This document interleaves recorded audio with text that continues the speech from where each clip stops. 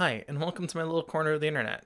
My name is Turk, and here we talk about all things autism, spirituality, science, art, music, video games, whatever have you. Today, I wanted to talk with you all about the subjects of mirrors.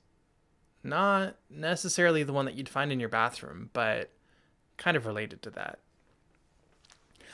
I've heard it said that we all act as mirrors for each other. This was something that I heard early on in my spiritual journey, and I didn't quite understand what it meant. Though I think nowadays I have a lot more thoughts on the subject that I wanted to share with you all.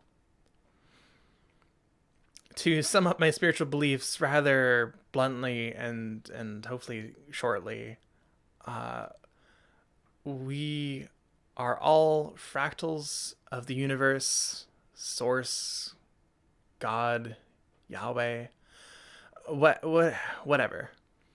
We are all fractals of the universe,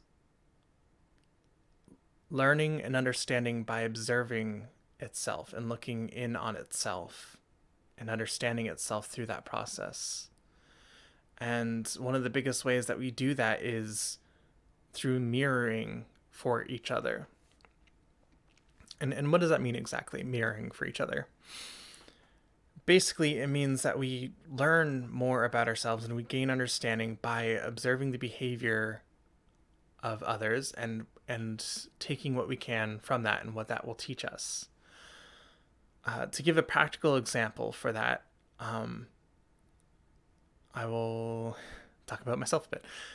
To give a practical example for that, I had a I had a friend who was visiting. We were online friends, and we hadn't spent too much time IRL with each other. But they were visiting for a short while, and a lot of their behaviors were frustrating and annoying for me, and even upsetting to some extent. And this person was on the spectrum as well. And there were just a lot of little things that they would do that would just kind of get on my nerves or upset me or frustrate me. I won't get too into detail, but it would be things like being a picky eater or needing to eat or do certain things a certain way, and just like, uh, there was just a number of behaviors that really just ground me the wrong way, and I couldn't understand why I was getting so upset or frustrated at all. I really loved this person. We spent a lot of time talking online, and in person, I thought everything was going to be perfectly fine. But no, I just ended up having issue after issue, and I didn't really understand where that frustration was coming from. And I didn't until many years later when I finally did start to learn and understand more about myself. And it was only then, looking back, that I realized that all of the behaviors that had those feelings arise within me were ones that I was masking or denying in myself. And that the anger, the frustration, was actually a frustration with myself, or with me and the society that had made me want to bury those things in the first place. Of course, this person wasn't doing anything malicious at all. They were just being themselves entirely. And it was never anything personal towards me. And I knew that in that time too. I just, again, didn't know why I was so frustrated and associated that feeling with them, much to the detriment of our relationship. But a lot of that frustration, all of that frustration was with myself, and not because I was bad or failed, was doing bad, but just because I felt like I couldn't be those things. And it was all buried in subconscious too, because at the time I didn't even realize.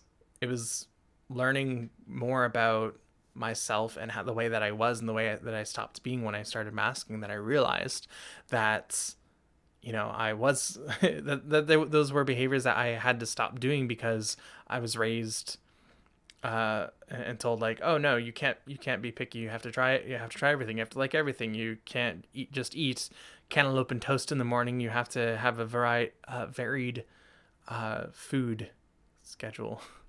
A very diet. That's it. Um, and just any number of behaviors that eventually got masked out of me so I could be accepted. And this, I bring this up to say that this happens a lot in our society. And this is why when I talked about your presence having purpose, that I mentioned that that is the greatest way that we can teach so many people, because yeah, some people are going to respond with anger or frustration or be upset when they see you being you, but that is them being triggered in that is something inside of them being triggered that hopefully eventually they will be able to look in on and realize what it's actually trying to tell them.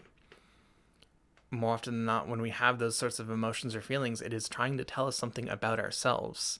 And that's what I wasn't seeing in that instance. I wish I had been able to sooner, of course, but better late than never. And it's not always the case that something that makes you angry has something to tell you about yourself, but your emotions are always trying to tell you something.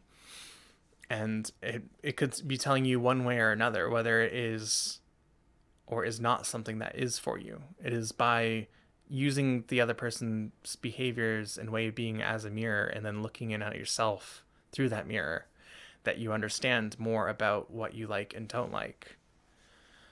And this works for things on the positive side too. The things that you cherish and praise in others, the beliefs and ideals and mannerisms that you praise in others, are often your own best qualities, or at least the things that you would aspire to more.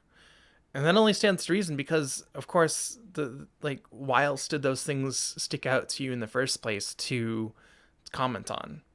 Because there's something that you hold dear and you hold to a higher standard. So if you are often noticing and complimenting your friend's kindness or generosity or determination or skill or what have you, more often than not, that can tell you a lot about your own best qualities or your own beliefs. And that again is the way that we can use each other as mirrors to understand ourselves better.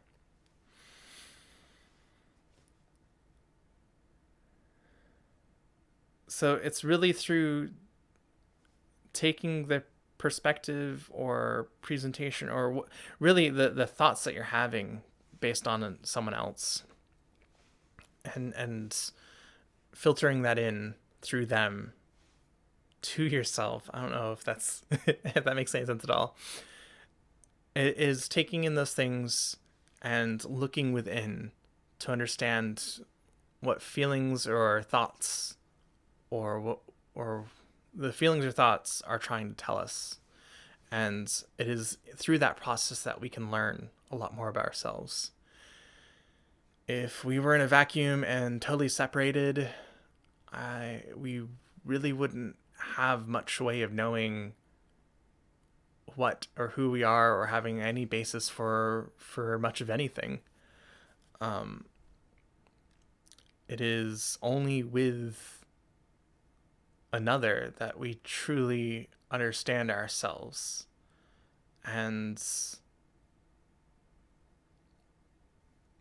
yeah, that's about it. I think that's about all I have to say on the subject of mirrors and mirroring.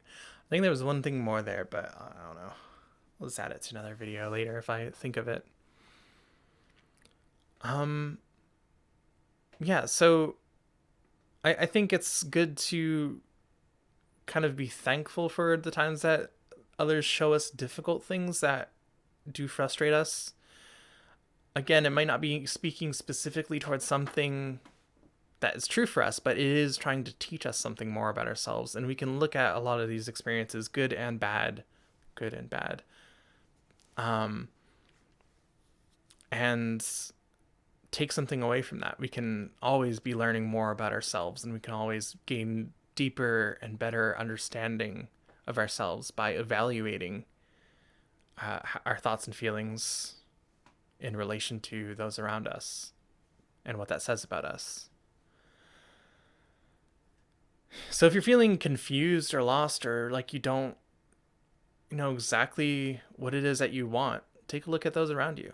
Take a look at the thoughts and the feelings that you have about them, because that's going to say a lot about what you are right there. Yeah, now that's all that I had to say on the subjects. And yep.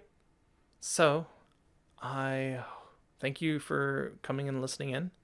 If you have any thoughts on the subjects or anything that you'd like to add, feel free to comment down below. In in any case, I hope wherever you are that you're safe, happy, and healthy. And until next time, thank you.